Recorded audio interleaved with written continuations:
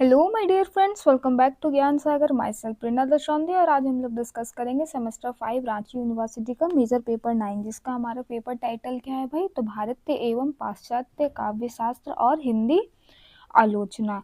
Okay, अब देखिए हमारा सिलेबस में क्या है, आपको क्या क्या पढ़ना है। तो यूनिट 1 में हमारा काव्य के लक्षण। तो काव्य के लक्षण क्या है, काव्य हेतु क्या होता है, काव्य प्रयोजन क्या है, काव्य गुण क्या है, ठीक है। फिर काव्य दोष क्या है और उसके बाद क्या पढ़ना है, रस और उसके भेद को पढ़ना है, ठीक है।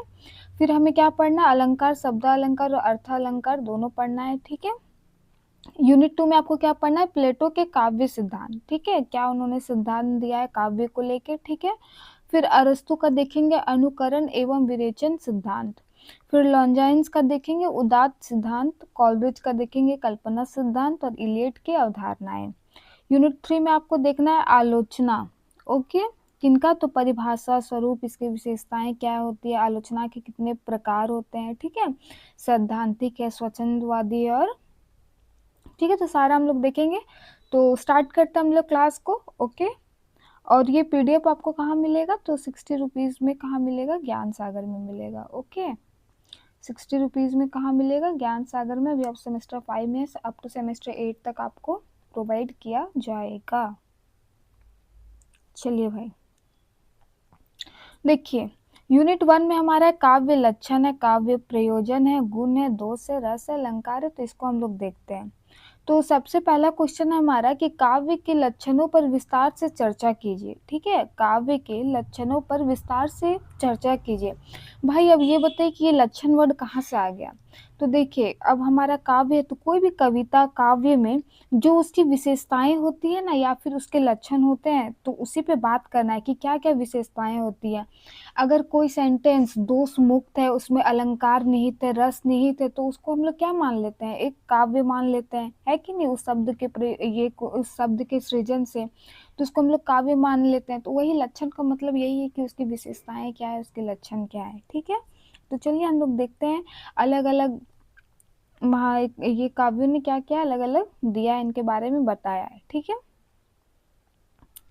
तो देखिए भारतीय काव्य शास्त्र में काव्य के लक्षणों पर आचार्यों ने अलग अलग मत प्रकट किए हैं, अपने अपने अकॉर्डिंग सभी ने अपना डेफिनेशन दिया है, स्टेटमेंट दिया है, ठीक है। भरत मुनि, भामा, दंडी, विश्वनाथ आदि आचार्यों ने काव्य की परिभाषा दी है कि काव्य क्या है, उनकी परिभाषा उन्होंने दी है, ठीक है। भामा के अनुसार क्या है भाई? तो शब्दार्थों सहितो काव्यम। तो शब्दार्थों सहितो काव्यम का अर्थ क्या है भाई? तो अर्थात काव्य वह है जिसमें शब्द और अर्थ का सुंदर संयोग हो, ठीक है। मतलब काव्य क्या है? इसमें शब्द और अर्थ, शब्द और अर्थ का क्या हो, सुंदर कंपाइल किया हो, तो उसको क्या बोला जाएगा? हम लोग काव्य कह सकते हैं, ठीक है। दंडी के अनुसार क्या है?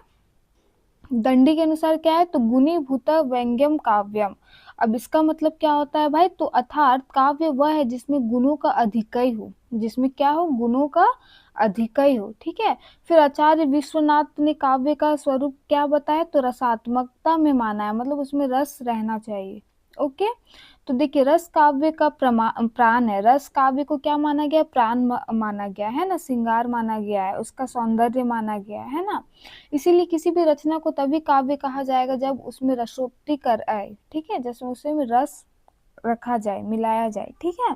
मतलब मिलाया जाए, दैट मीन शब्दों में क्या करे, उसको आना चाहिए, ठीक है। साथ ही शब्द और अर्थ का समन्वित सुंदरता भी आवश्यक हो, और शब्द और अर्थ का दोनों का क्या हो? सुंदर संयोग हो। ओके, इस प्रकार काव्य के लक्षण का निष्कर्ष यह है कि काव्य एक ऐसा कलात्मक रचना रूप है जिसमें शब्द और अर्थ का सामंजस्य, रसात्मक भावाभिव्यक्ति और सौंदर्य को पाठक के हृदय को स्पर्श करने की क्षमता होती है। तो काव्य कैसा किसको माना गया है? जिसमें शब्द और अर्थ का क्या हो? सुंदर सामंजस्य हो, है कि नहीं, रसात्मकता हो, उसमें उसमें भाव हो, उसमें सौंदर्य हो, शिल्प सौंदर्य हो, ठीक है। तो उसको क्या माना गया है?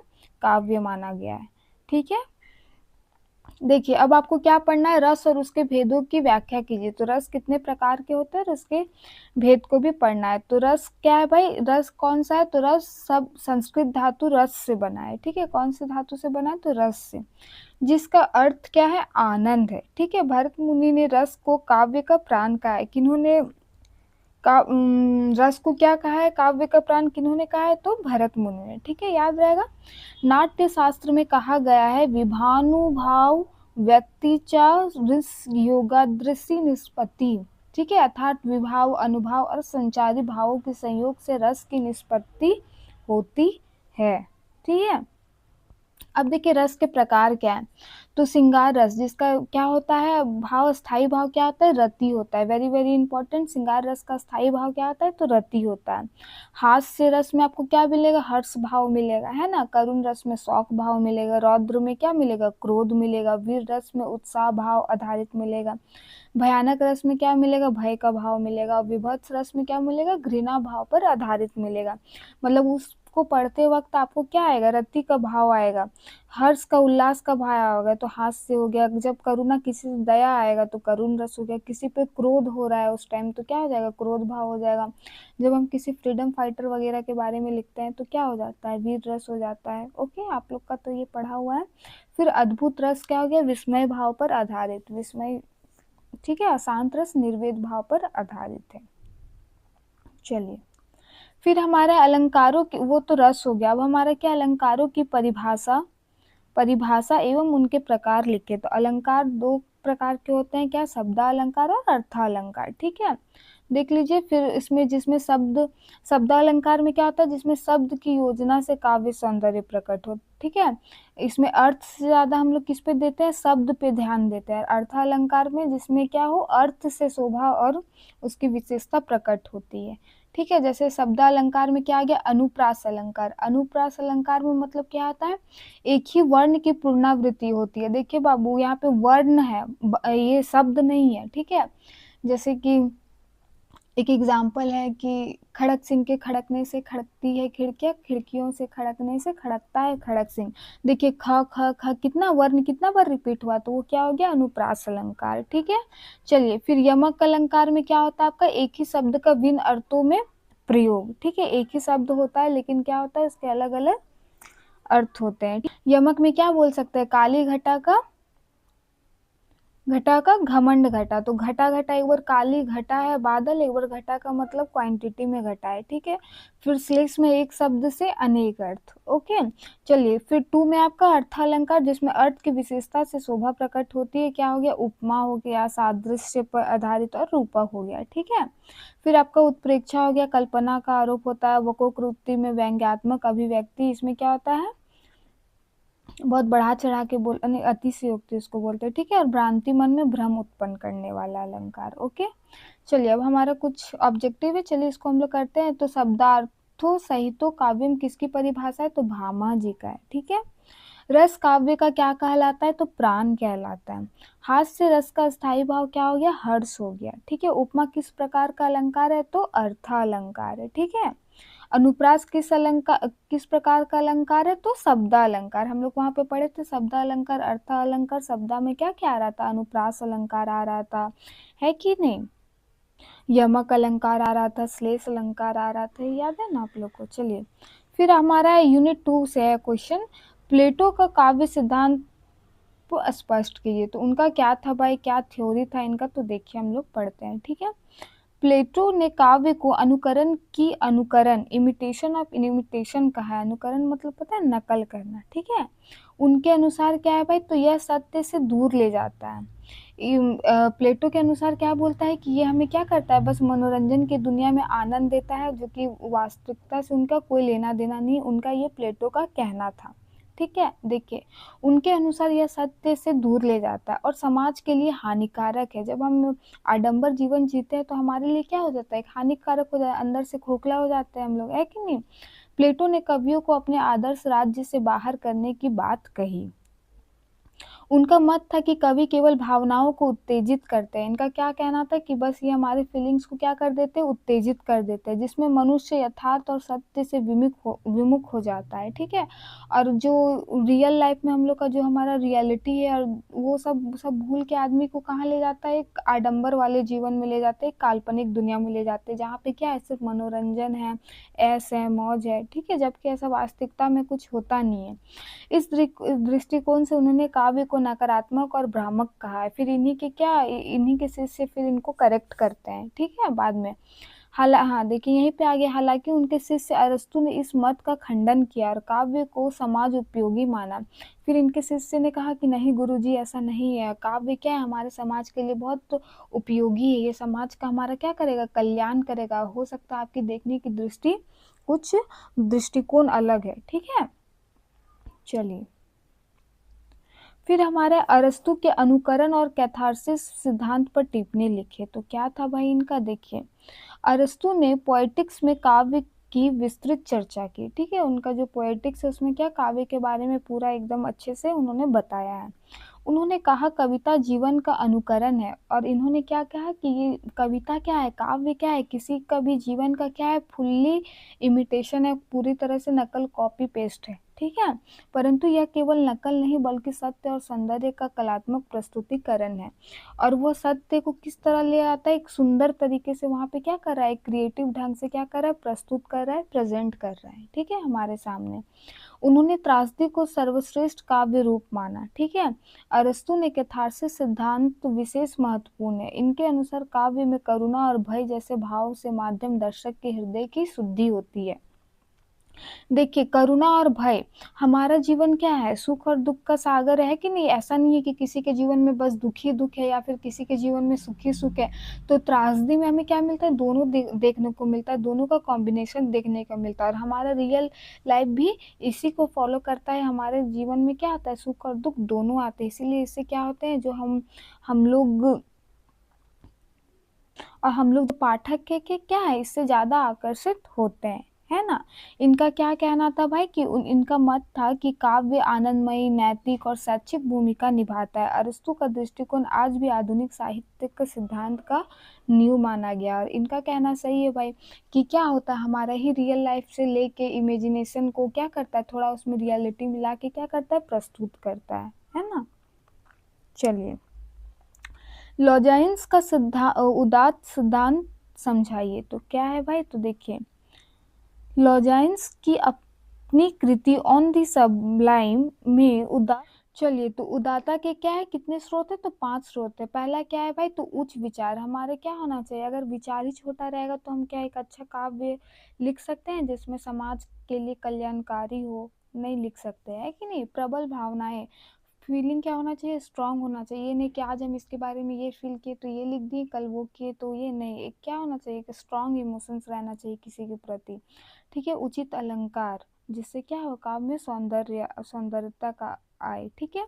उपयुक्त शब्द योजना, फिर उचित रचना संरचना, ओके।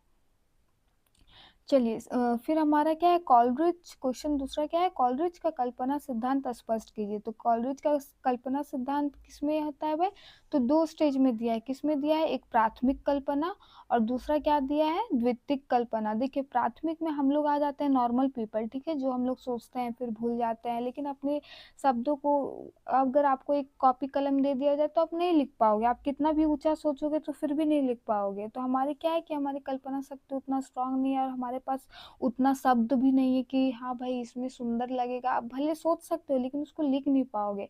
तो ये द्वितीयक इमेजिनेशन, कल्पना किसमें पाया जाता है, कवि में, ठीक है, कि वो चीजों को सोचते भी और शब्दों का ऐसा चयन करके लिखते हैं कि वो क्या होता है, सौंदर्य के साथ हमारे हृदय को छूता है कि नहीं? तो देखिए इसमें क्या बताया गया है, कॉलरिज अंग्रेजी रोमांटिक के आलोचक थे। उन्होंने क्या, बायोग्राफिया लिटरेरिया में कल्पना का सिद्धांत प्रस्तुत किया। उन्होंने कल्पना को किसमें भागा, तो 2 भागों में बांटा, ठीक है। पहला भाग में क्या है भाई, तो प्राथमिक कल्पना। प्राथमिक कल्पना में सामान्य मानवीय अनुभूति और अनुभव, जो हम लोग नॉर्मल पीपल एक्सपीरियंस करते हैं कि नहीं, जो हमारा इमोशंस रहता है, ठीक है, जो हम कल्पना करते हैं। द्वितीयक में कौन आता है वह, कवि की सृजनात्मक शक्ति, जिससे वो अनुभव को नया रूप देता है। हम लोग सब तो अनुभव कर लेते, सब एक्सपीरियंस कर लेते, लेकिन उनको कैसे एक रूप देके पुनः सृजन करके हम उसको प्रस्तुत करेंगे, यह शक्ति किसमें होता है, तो हमारे कवियों में देखा जाता है, जो कि क्या कहलाता है, द्विक कल्पना, ओके।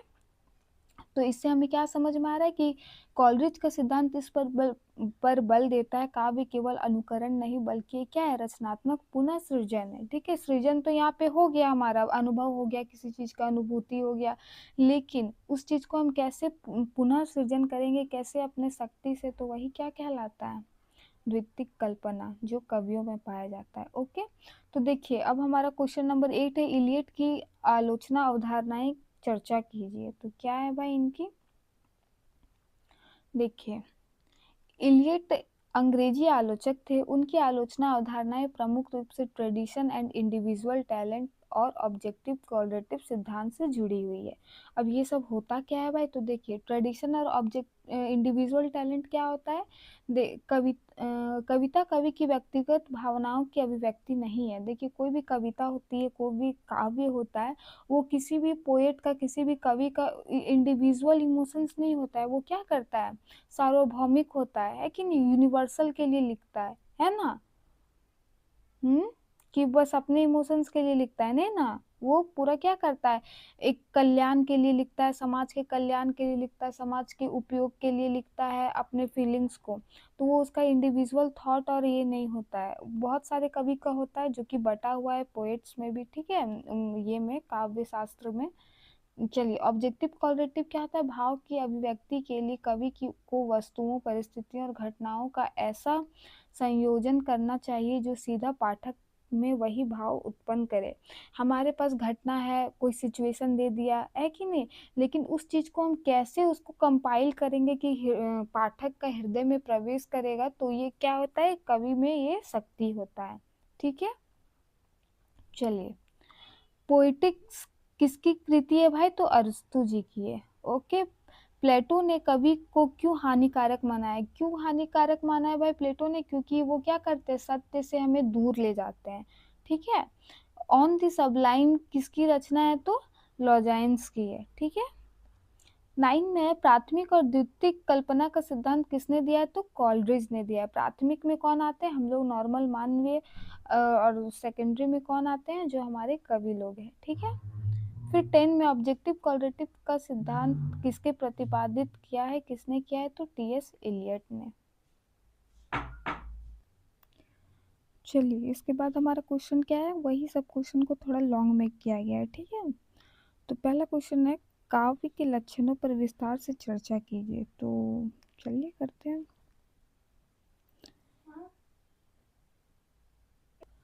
ठीक है, तो चलिए इसको देखते हैं हम लोग, जैसे कि हम लोग तो इसको पढ़ लिए, फिर भी एक बार पढ़ लेते हैं। ठीक है, भारतीय काव्य शास्त्र में काव्य के स्वरूप और लक्षण को लेकर अनेक आचार्यों ने अलग अलग दृष्टिकोण प्रस्तुत किए। सही बात है ना। भरत मुनि, भामदंडी, विश्वनाथ, मम्मट आदि प्रमुख आचार्य रहे हैं। भामा के अनुसार क्या है, शब्दार्थों सहितो काव्य, मतलब काव्य इसका अर्थ क्या है कि जिसमें शब्द और अर्थ का सुंदर संयोग हो। शब्द और अर्थ का क्या हो, सुंदर संयोग हो, तो वो क्या कहलाएगा, काव्य कहलाएगा। दंडी ने क्या कहा है कि गुणीभूत व्यंग्यम काव्यम, मतलब अर्थात काव्य जिसमें गुणों का अधिकय हो। और विश्वनाथ जी ने क्या कहा है, रसात्मकता ही काव्य का लक्षण है। अगर उसमें रस है तो क्या है, वो काव्य है। ठीक है, उसका मुख्य लक्षण बताया गया है रस को। इन परिभाषाओं से स्पष्ट होता है कि काव्य का ऐसा साहित्यिक रूप जिसमें शब्द और अर्थ का कलात्मक सामंजस्य हो, जिसमें क्या हो, शब्द का भी और अर्थ का भी क्या हो, एक क्रिएटिव तरीके से कंपाइल किया गया हो, जिसका उद्देश्य पाठक को आनंद प्रदान करना है। पहले क्या होता था, सिर्फ आनंद प्रदान करना, लेकिन बाद में क्या हुआ, कल्याणकारी भी हो गया, समाजोपयोगी भी हो गया, है ना, जागरूक करने के लिए भी हो गया। काव्य केवल यथार्थ का चित्रण ही नहीं करता, वह भावनाओं, कल्पनाओं और सौंदर्य का भी संचार करता है। ठीक है, चलिए दूसरा क्या है हमारा क्वेश्चन, काव्य के प्रयोजन का विवेचन कीजिए। तो काव्य प्रयोजन क्या है भाई, तो देखिए काव्य केवल मनोरंजन का साधन नहीं बल्कि समाज और व्यक्ति दोनों के लिए उपयोगी है ना। समाज और व्यक्ति दोनों के लिए क्या है, उपयोगी है। प्राचीन आचार्यों ने काव्य के प्रयोजन अलग अलग रूपों में बताए हैं। और काव्य प्रयोजन का मतलब होता क्या है ना, कि हम लोग से हमको क्या मिल रहा है, जो ये चीज़ हम किए, काव्य किए, उसका फल क्या मिला हमको। ठीक है, प्रयोजन मतलब जो हम लिख रहे हैं, काव्य बना रहे हैं, तो इसका फल क्या मिला। तो क्या इसका फल सिर्फ आनंद है, हाँ, जो भी है, जो भी मिलेगा हमें आनंद मिलेगा, कि हमारे समाज के लिए कल्याणकारी होगा, उपयोगी होगा, तो जो सब ये सब जो इसका आउटकम्स है वही प्रयोजन कहलाता है। ठीक है, तो चलिए, तो पहला क्या है, लोकोपयोगी दृष्टिकोण से देखते हैं। लोकोपयोगी मतलब जो हम लोग आम जन का उपयोग में आए, ठीक है। काव्य का उद्देश्य समाज को शिक्षित करना, नैतिकता और सद्गुणों का प्रचार करना है। सही बात है, हमें ये क्या करते हैं, हम बहुत सारी कविताओं के माध्यम से शिक्षित होते हैं, हमें नैतिकता का ज्ञान होता है, सही गलत क्या है कि नहीं। चलिए, आनंद के दृष्टिकोण से मतलब मनोरंजन, ठीक है। काव्य का मुख्य प्रयोजक पाठक श्रोता का सौंदर्य और भावनाओं का आनंद देना है, ठीक है। मनोविज्ञान के दृष्टिकोण से क्या है, काव्य मनुष्य को मनोविकारी शांति और शुद्धि करता है ना। बहुत लोग होते हैं जो मन की शांति के लिए पढ़ते हैं ना। आध्यात्मिक, स्पिरिचुअल, तो भक्ति काव्य में काव्य का प्रयोजन आत्मा से परमात्मा से जोड़ना था। और उस टाइम का क्या था, हमारा लक्ष्य क्या था कि आत्मा से परमात्मा को जोड़ा जाए, कुछ ऐसा चीज हमें लिखे या फिर हम पढ़े, है ना। काव्य का प्रयोजन शिक्षा, मनोरंजन, हृदय शुद्धि और आध्यात्मिक उत्थान है। यही कारण है कि काव्य को समाज और मानव जीवन का दर्पण कहा गया है ना। चलिए, फिर हमारा है काव्य गुण और काव्य दोष का तुलनात्मक विवेचन कीजिए। तो क्या है भाई, काव्य गुण और काव्य दोष। काव्य गुण वे विशेषताएं हैं जिसमें काव्य की शोभा, प्रभावशीलता बढ़ती है ना। दंडी और मम्मट ने प्रसाद, माधुर्य और ओज का प्रमुख काव्य गुण माना है। प्रसाद क्या माने हैं भाई, देखिए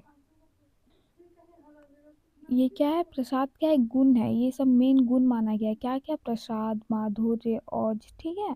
तो देखिए, तो क्या है, सरल, सहज और बोधगम्य भाषा। ओके, माधुर्य क्या है, कोमलता, मधुरता और युक्त अभिव्यक्ति। ओज क्या है, वीरता, उत्साह की अभिव्यक्ति, ठीक है। इसके विपरीत काव्य दोष क्या है भाई, तो शब्द दोष। शब्द दोष में क्या आता है, व्याकरण दोष और तुच्छता। अर्थ दोष में विरोधाभास और असंगति। अलंकार दोष में अनुचित पुनरावृत्ति, श्लेष का अतिरिक्त। ओके, ये सब क्या है, काव्य दोष है। और ये सब क्या था, काव्य गुण था, प्रसाद, माधुर्य, ओज, ठीक है। चलिए, फिर हमारे रस और उसके स्थायी भाव है। तो देख लीजिए, हमारा क्या है, रस का आपको याद हो गया होगा कि श्रृंगार रस का रति भाव होता है, हास्य का हर्ष होता है, करुण का क्या,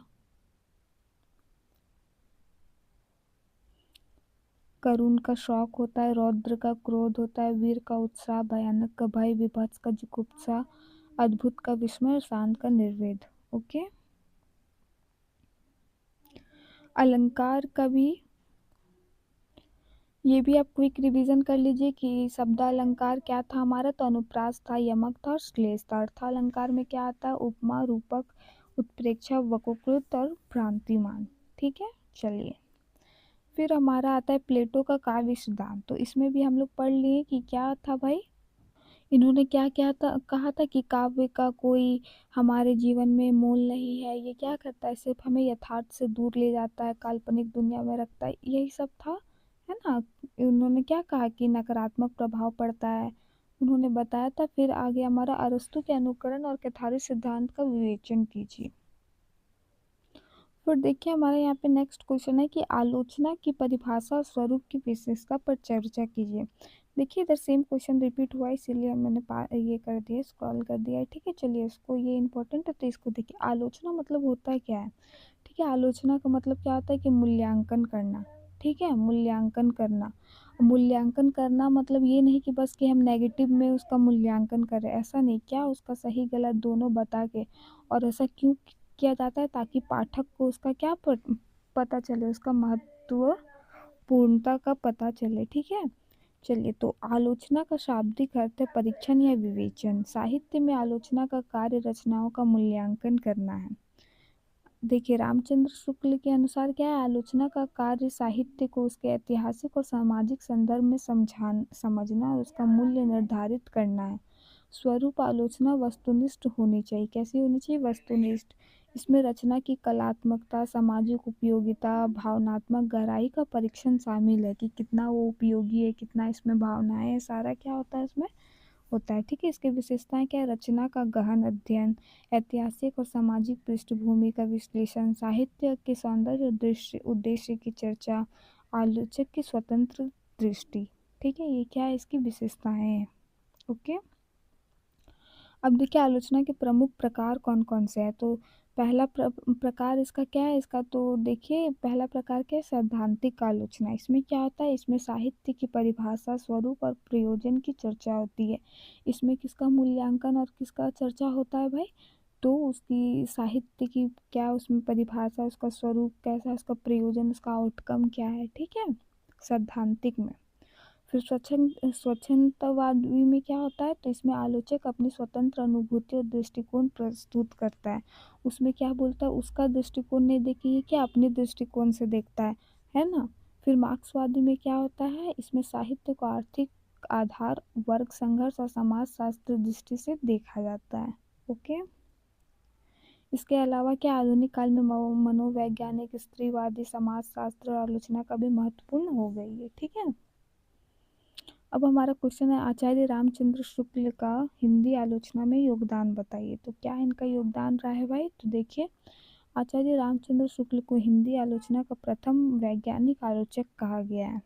इनकी कृति हिंदी साहित्य का इतिहास में आलोचना का व्यवस्थित स्वरूप मिलता है। पहला क्या क्या योगदान रहा है इनका, तो आलोचना का ऐतिहासिक आधार दिया इन्होंने, साहित्य और समाज को और जीवन को जोड़ कर देखा है ना, सबको सबका सामंजस्य बैठा के देखा कि खाली काव्य में ही नहीं बल्कि हमारे निजी जिंदगी में भी क्या होता है, यही सबका सुंदर चित्रण होता है कि नहीं, तभी हमारा जिंदगी खूबसूरत होता है। अगर कोई एक आदमी बस अकेले जीता रहेगा, समाज से रिश्ता नहीं रखेगा, तो क्या वो खुश रहेगा, नहीं रह सकता, ठीक है। तीसरा क्या, आलोचना को वैज्ञानिक और वस्तुनिष्ठ बनाया। फिर है हमारा 4 नंबर पे, साहित्य को केवल रस और अलंकार तक सीमित न रखकर सामाजिक मूल्यांकन किया। ये हमारा चौथा है इसका, ठीक है, योगदान उनका। फिर है मार्क्सवादी आलोचना की विशेषताएं और व्याख्या कीजिए। तो मार्क्सवादी आलोचना क्या था, इसको देखिए।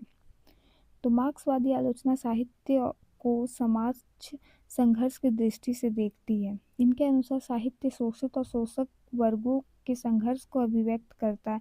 मार्क्सवादी में बताया गया है कि कौन शोषक है, कौन शोषित होता है, ठीक है। चलिए इसकी विशेषताएं क्या है, साहित्य का आर्थिक ढांचा होता है, रचना का मूल्यांकन वर्ग संघर्ष और समाज की दृष्टि से किया जाता है, लेखक की विचारधारा और समय की परिस्थिति को महत्व दिया जाता है। चौथा क्या है, साहित्य को सामाजिक परिवर्तन का साधन माना गया है, ठीक है।